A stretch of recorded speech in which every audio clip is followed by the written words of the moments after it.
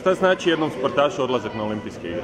Se možeš sjetiti svog prvog osjećaja kad si shvatio, aha, došao sam sad tu u olimpijsko selo?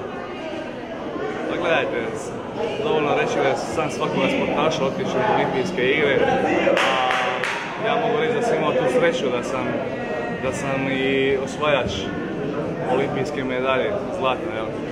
Prema tome, sigurno da ti klinici još uvijek nisu svjesni, isto kao što nisam ni ja bio svjestan gledati sportaše na televiziji, ne hrvatske, nego sportaše diljem svijeta i jednoga dana se susret s njima u tom olimpijskom selu, dijeliti restorane, dijeliti zgrade u kojima spavaš, znači svaki dan se susrećeš s njima, to je jedno bogatstvo, ne znam što da kažem, to jednostavno treba doživjeti.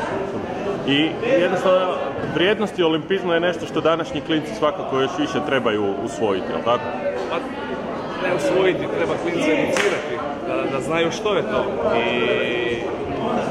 znamo dobro što znači olimpijska povelja i sve to skupa. Prema tome, još jednom ću ponoviti, sad svakog sportaša je otišao na olimpijske igre. Mogu samo prenijeti riječ jednoga Michaela Jordana, koliko je toga osvojio u NBA-u, ali rekao je da nikad nije osvojio zlato na olimpijskim igrama i da mu je to cilj. Super, hvala puno.